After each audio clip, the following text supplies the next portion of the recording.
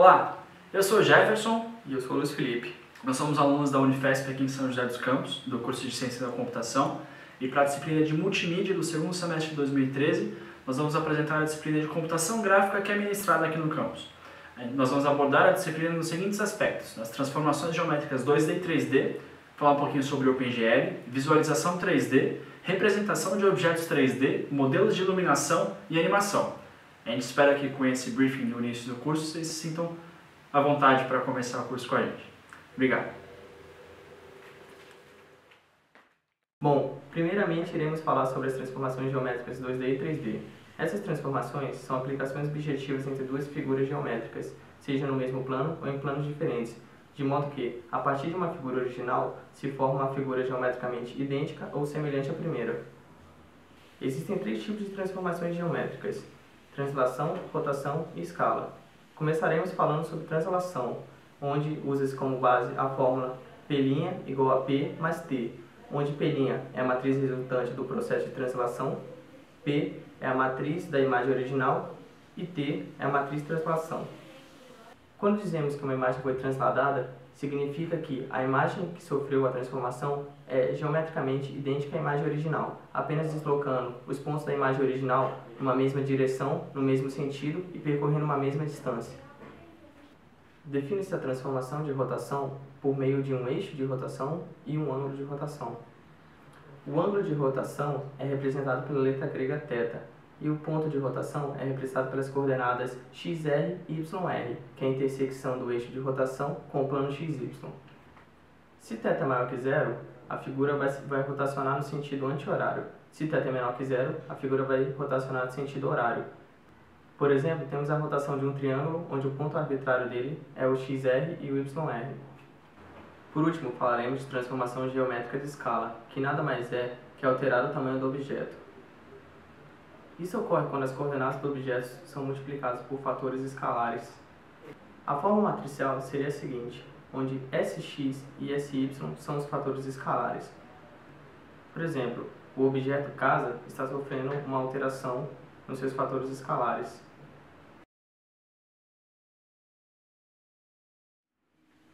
Agora a gente vai falar mais um pouquinho sobre o OpenGL.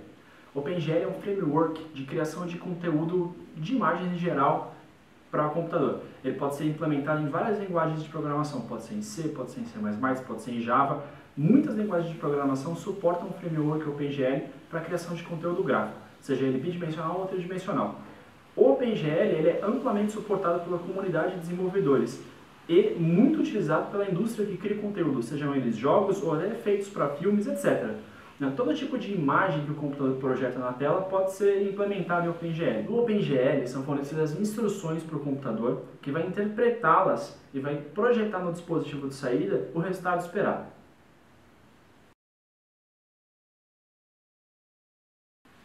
A forma como enxergamos o conteúdo gerado pelo computador quase sempre consiste em nós, os seres humanos, enxergarem o conteúdo através de uma tela, seja do cinema, do celular ou do computador mesmo.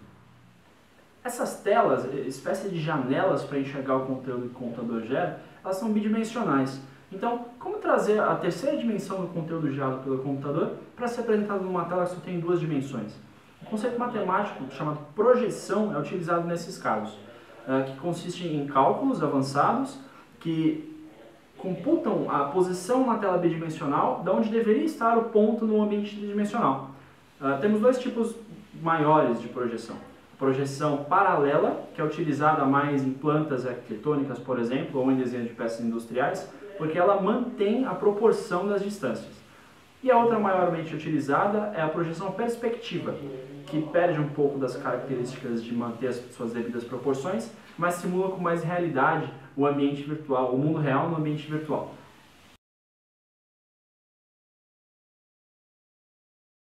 Falando um pouco sobre a representação de objetos tridimensionais, para representar o nosso mundo real dentro do mundo virtual que o computador usa, é utilizado um sistema cartesiano de três coordenadas, o x, o y e z, que querem dizer exatamente a altura, a largura e a profundidade de cada ponto.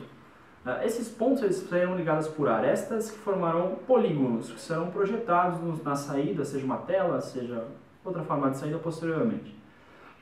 Como esse mundo virtual consegue gerar quase virtualmente infinitos pontos, É possível gerar ou reproduzir um objeto do mundo real no mundo virtual com muito pouca ou nenhuma perda.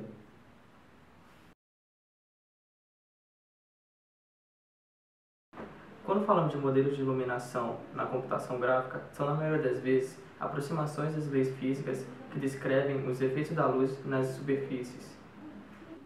Qualquer objeto que emite energia brilhante é uma fonte de luz que contribui para os efeitos da luz dos outros objetos em cena. Fontes de luz podem ter diferentes formas e características, como posição, cor e se emite ou reflete luz. Logo, a ideia principal desses modelos é representar as diferentes formas de iluminação de um modo computacional. Por exemplo, a representação computacional de diferentes fontes de luz de diferentes direções refletindo sobre uma esfera.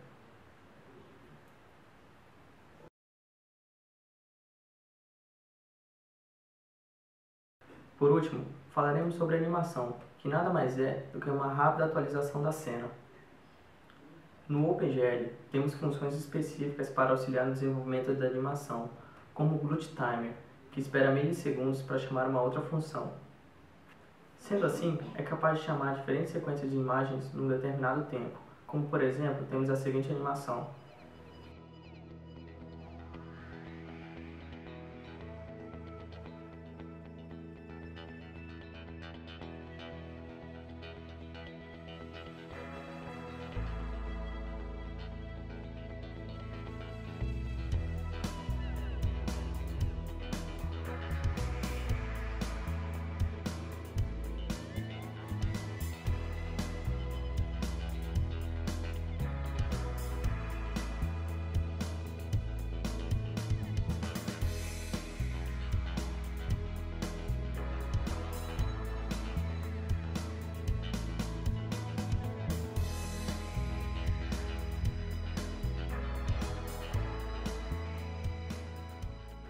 Bom, esses são os principais pontos da disciplina de computação gráfica ministrada na Universidade Federal de São Paulo.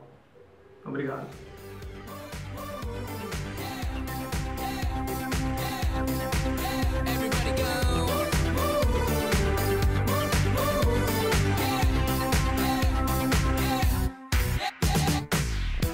And I don't know better, but as far as I came, it felt like forever. Seconds turn to hours, days turn to months, let a year pass by.